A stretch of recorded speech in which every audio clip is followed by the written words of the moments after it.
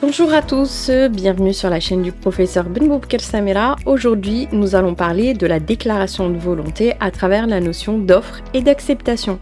Commençons sans tarder.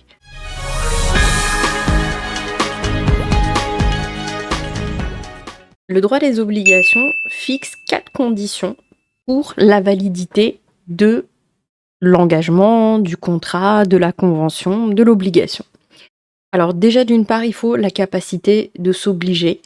Donc la capacité fera l'objet d'une vidéo qui sera entièrement dédiée sur les conditions et les cas où il y a incapacité, que ce soit une incapacité d'exercice ou une incapacité de jouissance qui empêche une personne de s'obliger. Vous avez, deuxième condition, une déclaration valable de volonté. C'est ce qui va nous intéresser aujourd'hui à travers la notion de consentement. Ensuite, vous avez l'objet certain pouvant former objet d'obligation. Donc là, c'est la notion d'objet, pareil. Il faut que le contrat, l'obligation porte sur quelque chose qui existe, qui est licite, qui, même s'il n'est pas encore existant et qui a un potentiel d'existence. Donc ça, c'est l'objet de l'obligation. Ensuite, vous avez la notion de cause qui existe toujours en droit marocain. Et c'est le pourquoi de cet engagement. Et si cet engagement est fait dans une volonté illicite, par exemple, d'atteinte aux bonnes mœurs ou d'atteinte à l'ordre public, là, il y aura une cause considérée comme illicite et ça emporte une nullité absolue. Donc ce sont des 4 conditions cumulatives pour la validité du contrat. Donc là, on est dans la première phase du contrat, à savoir sa formation. Concernant la déclaration de volonté, c'est-à-dire que les parties sont d'accord pour s'obliger mutuellement, s'engager dans une relation contractuelle. Pour cela, on va traiter déjà la notion d'offre et d'acceptation. Nous travaillerons plus tard dans une autre vidéo sur les atteintes à ce consentement qui a été donné, qui peut être vicié, peut être affecté par l'erreur, le dol ou la violence. Mais aujourd'hui, on sera fixé sur la notion d'offre et d'acceptation, c'est-à-dire à partir de quel moment sera formé le contrat. Est-ce que c'est au moment où l'offre sera émise ou c'est plutôt quand la personne qui a reçu l'offre l'accepte? Donc c'est ce que nous verrons aujourd'hui. Alors, définition de la déclaration de volonté. Donc c'est la rencontre de 2 volontés ou de plusieurs volontés qui est nécessaire à la formation du contrat. Donc sans volonté, il n'y a pas de formation de contrat. On ne peut pas être engagé dans une relation contractuelle sans le vouloir. Donc il faut manifester sa volonté. Se pose la question de savoir comment manifester sa volonté. Est-ce que ça doit être une manifestation qui est non équivoque? Est-ce que le silence? Est-ce qu'un geste? On va voir ça aujourd'hui parce que il y a des comportements qui font que parfois il y a une manifestation de volonté mais qui n'est pas forcément apparente. Mais dans la doctrine et le législateur nous dit qu'il faut un comportement non équivoque et on va voir que parfois c'est l'inaction, voire le silence qui peuvent entraîner la formation du contrat. Alors, offre et acceptation, déjà dans le consentement, il apparaît pas trop dans la définition déjà du consentement. On dit que c'est des volontés qui sont libres et concordantes, mais on n'a pas cette notion de la volonté de l'offrant, la volonté de l'acceptant. Donc le consentement, on suppose déjà qu'il y a cette rencontre de l'offre et de l'acceptation, comme pour les lois du marché, avec la rencontre de l'offre et la demande, qui vont donner le prix du marché. Donc l'acceptation de l'offre, normalement, en principe, suffit à former, finaliser, à parfaire le contrat. Et il n'y a pas besoin d'autres formes, vu que c'est une volonté des parties, on est dans ce qu'on appelle le consensualisme. C'est les parties qui vont organiser comment elles vont manifester leur engagement. Il n'y aura pas de formalisme qui sera imposé par le législateur. L'offrant, on l'appelle aussi le pollicitant. L'offre, on l'appelle aussi la pollicitation, donc terme technique juridique du droit des obligations. Donc le consentement au contrat de l'offrant ou du pollicitant doit être ferme. Donc ça veut dire qu'il doit donner une offre qui est ferme. Si elle n'est pas ferme, on n'est pas dans une offre, on est plutôt dans l'entrée dans des négociations pour des propositions, des échanges avec l'autre partie.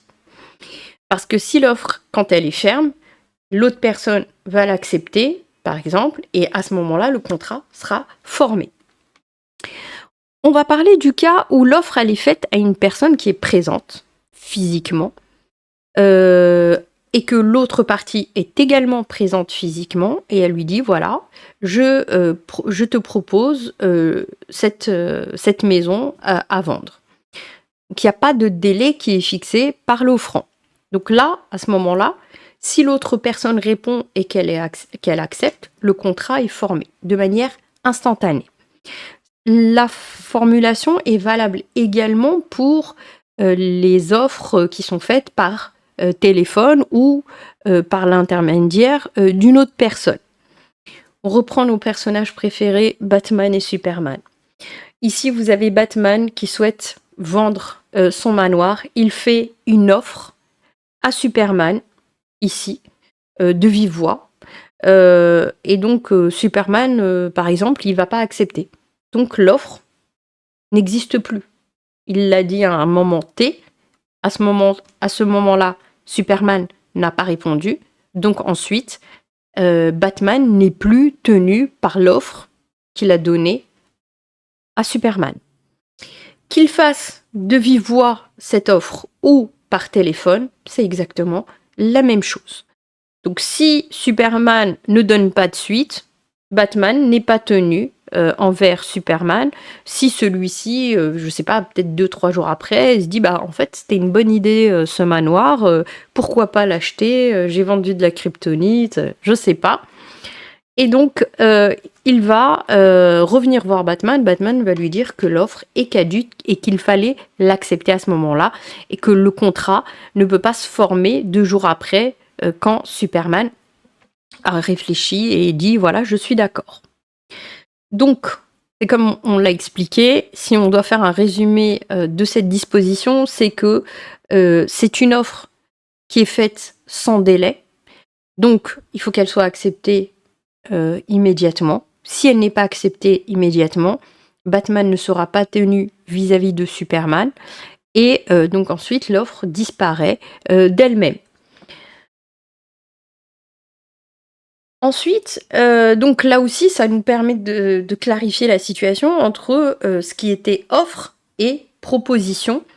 Ou quand vous avez une personne qui fait une offre et que l'acceptant dit « je souhaiterais modifier telle caractéristique, j'aimerais négocier le prix » et tout ça. Donc on n'est pas dans l'acceptation, on est dans la contre-proposition. L'article 24 du DOC nous explique que le contrat par correspondance est parfait au moment et dans le lieu où celui qui a reçu l'offre répond en l'acceptant. Le contrat par le moyen d'un messager ou intermédiaire est parfait au moment et dans le lieu où celui qui a reçu l'offre répond à l'intermédiaire qui l'accepte. Donc que veut dire cette disposition du DOC ? Pareil, on reprend nos personnages. Donc le contrat qui est parfait, ça veut dire le contrat qui va être conclu. Donc c'est le terme juridique. Lorsque le contrat est parfait, ça veut dire que le contrat est conclu. Au moment et à l'endroit où celui qui a reçu l'offre l'accepte. Donc on a 2 théories en droit des obligations. On a la théorie de l'émission et la théorie de la réception. La théorie de l'émission, elle explique que le contrat il est formé lorsque l'acceptation a été envoyée, mais que l'offrant n'est pas encore au courant que l'acceptant a accepté. Donc il y a ce délai-là. L'offrant est tenu vis-à-vis de l'acceptant à partir du moment où il a dit oui, mais il n'est pas forcément au courant, l'offrant. La théorie de la réception, c'est que le contrat est formé lorsque l'offrant a reçu l'acceptation. Donc lorsqu'il est informé, c'est comme s'il a le retour de l'acceptant et qu'il est informé qu'il a accepté. C'est exactement la même chose, que ce soit pour une offre qui est faite par correspondance ou une offre qui est faite par un intermédiaire. Donc ici, vous avez une offre qui a été faite par Batman, par l'intermédiaire de son majordome Alfred, concernant la vente du manoir. Donc, si Superman est d'accord et qu'il dit à Alfred « je suis d'accord pour la maison », à ce moment-là, à partir du moment où Alfred est informé que la maison, que Batman accepte d'acheter le manoir, le contrat est parfait. Donc, c'est en gros, c'est vous dire que le DOC a retenu la conception de la théorie de la réception. Le contrat est formé à partir du moment où l'offrant a reçu le consentement en fait de l'acceptant. L'article 25 explique que lorsqu'une réponse d'acceptation n'est pas exigée par le proposant ou par l'usage du commerce, le contrat est parfait dès que l'autre partie a entrepris l'exécution. L'absence de réponse vaut aussi consentement lorsque la proposition se rapporte à des relations d'affaires déjà entamées entre les parties. Donc l'article 25 nous explique que le silence peut valoir acceptation et on retrouve cet adage « qui ne dit mot consent ».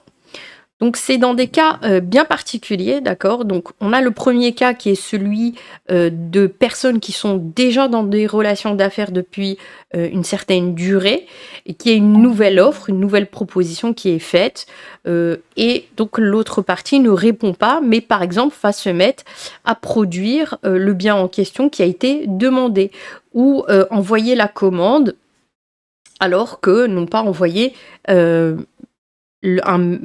une matérialisation, un coup de téléphone en disant « oui, j'ai bien reçu votre offre, oui, je suis d'accord, je vous envoie ». Donc, on va voir le cas de l'acceptation par l'exécution et j'ai pris l'exemple de l'usine. Donc, on a par exemple des gens qui sont déjà dans des relations d'affaires depuis plusieurs années, une entreprise qui reçoit une nouvelle offre mais elle répond pas, mais bizarrement le patron dit à ses employés on va commencer la production de ce produit-là pour l'envoyer à telle entreprise. Donc là l'acceptation n'est pas exigée parce que en fait la partie a déjà entrepris l'exécution, donc en quelque sorte elle saute l'étape de la formation qui devient une formation de soi et qui va s'exécuter pour livrer les produits ou les marchandises qui ont été demandés. Donc pour quelque chose qui est plus visible pour vous, par exemple un vendeur qui va mettre un objet dans une vitrine, il ne va pas attendre que l'acheteur vienne en disant j'accepte, il va se venir avec la chose et la payer, se présenter au comptoir. Aussi, le silence vaut acceptation et c'est dans le cas par exemple où vous avez l'inspecteur Gordon qui dit à Batman qu'il ne lui dit rien du tout, qui lui envoie un signal en disant en quelque sorte j'ai besoin de toi, il vient directement ou il intervient directement après et donc ce silence vaut acceptation simplement par le fait que Batman s'est exécuté. On va parler également de l'offre qui est faite par correspondance sans délai. Alors ça, c'est le cas où le premier cas qu'on avait vu, il a fixé sans délai, mais de manière présentielle. Là, il y a eu une offre qui a été envoyée par correspondance, par courrier. Donc je dis bien courrier, pas électronique. Donc là, pour le contrat électronique, sa formation, ça fera l'objet d'une vidéo à part parce qu'il y a une loi spéciale sur le contrat électronique et donc ça fera l'objet d'une vidéo particulière. Donc là, on est dans dire l'ancien système de quelqu'un qui envoie une offre par courrier. Il ne fixe pas de délai. Est-ce que pendant combien de temps il va être tenu ? Donc là, est engagé jusqu'au moment où une réponse expédiée dans un délai moral raisonnable devrait lui parvenir régulièrement si le contraire ne résulte expressément de la proposition. Si la déclaration d'acceptation a été expédiée à temps mais ne parvient pas au proposant, c'est-à-dire à l'offrant, au pollicitant, qu'après l'expiration du délai suffisant pour qu'elle puisse intervenir régulièrement, le proposant n'est pas engagé, donc l'offrant n'est pas engagé, sauf le recours de la partie en dommages et intérêts contre qui de droit. Donc là aussi, ça vous montre que l'offrant, il est tenu pour un délai raisonnable. Donc c'est le délai de la durée de l'envoi d'un pli, que ce soit un pli 24 heures par exemple, si c'est une messagerie rapide. Si c'est un pli qui est envoyé par la poste, il y a un délai qui est aussi existant. Donc les délais sont prévisibles. Au-delà de ces délais-là, l'offrant n'est pas tenu. Mais si par exemple, celui qui a reçu l'offre, l'acceptant, envoie dans le délai qui est imparti, un délai raisonnable, mais que ça prend du temps, le courrier est perdu, il est envoyé dans une autre ville, il revient, et l'offre, en fait, n'est plus valable, celui qui a accepté l'offre pourra agir en justice, mais pas contre l'offrant, comme c'est dans le cas, par exemple, de l'affaire Chronopost en France. Donc le délai raisonnable, c'est le délai pour que le courrier puisse arriver, à destination de l'offrant. Si la réponse d'acceptation elle est envoyée à temps, c'est bien. Si elle est envoyée à temps, mais il y a eu un retard dans l'expédition, à ce moment-là, c'est pas la faute de l'offrant. Mais donc voilà, pour éviter ce genre de déconvenus, il y a eu maintenant, par exemple, pour certain nombre d'appels d'offres, il y a des plateformes donc les documents sont directement téléchargés et sécurisés sur les plateformes, donc ça évite en quelque sorte ces déconvenus des services de messagerie. L'acceptation qui se fait avec ou sans réserve, est-ce que ça donne validité au contrat? Sans réserve, oui. Avec réserve, est-ce qu'on est dans la formation du contrat ou en fait on est dans la contre-proposition ou avec un délai? Ça aussi, c'est une des variantes de l'offre qui est faite. Donc la réponse est répétée conforme aux offres lorsque celui qui répond dit simplement qu'il accepte lorsqu'il exécute le contrat sans faire aucune réserve. Donc c'est ce que nous dit le législateur, c'est que si vous acceptez l'offre comme ça, sans aucune demande de modification, sans demande de baisse du prix ou de modification des quantités ou de la qualité, là, le contrat est parfait, le contrat est formé. L'article 29 du DOC nous explique que celui qui a fait une offre en fixant un délai pour l'acceptation est engagé envers l'autre partie jusqu'à l'expiration du délai. Si une réponse d'acceptation elle lui parvient pas après le délai, l'offre en fait n'est plus valable. Alors, on va voir ça à travers un schéma pour que vous puissiez comprendre. Donc ici, vous avez l'offrant qui va émettre une offre à destination d'une autre partie. Il dit, voilà, cette offre est valable pendant 1 mois. Donc ici, vous avez la durée de l'offre. Et plus on se rapproche du terme, plus l'offre, en fait, elle va disparaître. S'il y a 1 mois qui s'est écoulé et que l'autre partie n'a pas approuvé l'offre, ça sera la fin de l'offre et on sera dans la caducité de l'offre et donc l'offrant sera libéré, il ne sera plus tenu vis-à-vis de l'autre partie et donc il n'y aura pas d'engagement. Donc après ici, l'acceptant, il peut pas venir et dire oui, j'accepte votre offre. Non, l'offre, elle est devenue caduque à partir de là. Par contre, s'il répond durant cette période-là en disant oui, j'accepte, là, à ce moment-là, le contrat sera formé. Alors, que se passe-t-il quand vous avez l'offrant qui émet l'offre et puis après, il tombe malade, il devient en incapacité ou, le pire des cas, le décès de l'offrant. Donc, vous avez l'article 31 du DOC, la mort ou l'incapacité de celui qui a fait une offre, lorsqu'elle survient après le départ de la proposition, n'empêche point la perfection du contrat, lorsque celui-ci auquel elle est adressée l'a accepté avant de connaître la mort ou l'incapacité du proposant. Donc, vous avez l'acceptant qui a répondu à l'offre, entre ce moment où il a accepté l'offre et qu'elle est, enfin, est parvenue à la personne qui va soit mourir, soit tomber en incapacité, ben à ce moment-là, le contrat sera formé malgré l'incapacité et malgré le décès ou malgré le décès de l'offrant. Donc l'incapacité ou la mort de l'offrant n'entraîne pas la caducité de l'offre. C'est pas de manière automatique. Simplement, lorsque l'acceptant a envoyé son acceptation et que entre-temps, il a accepté avant de connaître la mort ou l'incapacité du proposant, le contrat sera quand même formé, puisque l'acceptant n'était pas informé de l'incapacité ou du décès de l'offrant.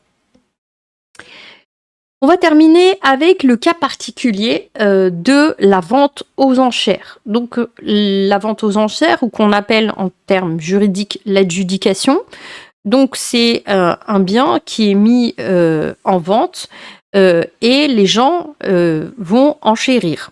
Donc s'il y a un prix de départ et il y a une offre de départ et ensuite les gens vont accepter en levant la main.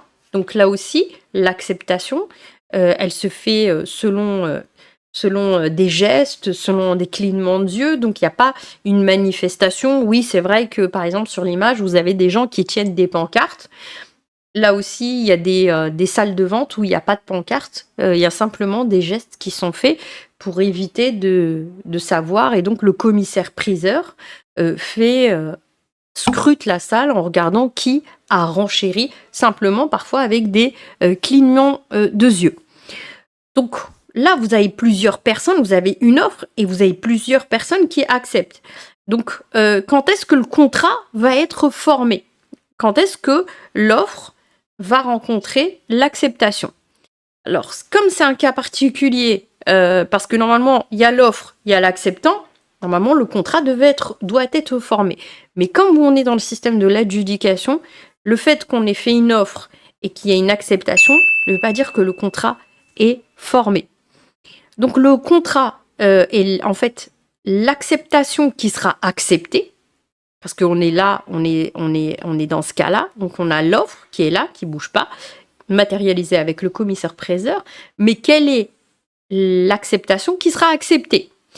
Ça sera celle qui offre le dernier prix. Donc, on est dans un cas particulier de la rencontre des volontés. La personne qui va renchérir le plus et qui obtiendra le dernier prix sera la personne avec qui l'offrant va conclure le contrat. Donc, voilà pour cette séance sur l'offre et l'acceptation qui matérialise la déclaration de volonté. On se voit prochainement et on parlera des vices du consentement. Je vous remercie beaucoup et je vous dis à la prochaine. Au revoir.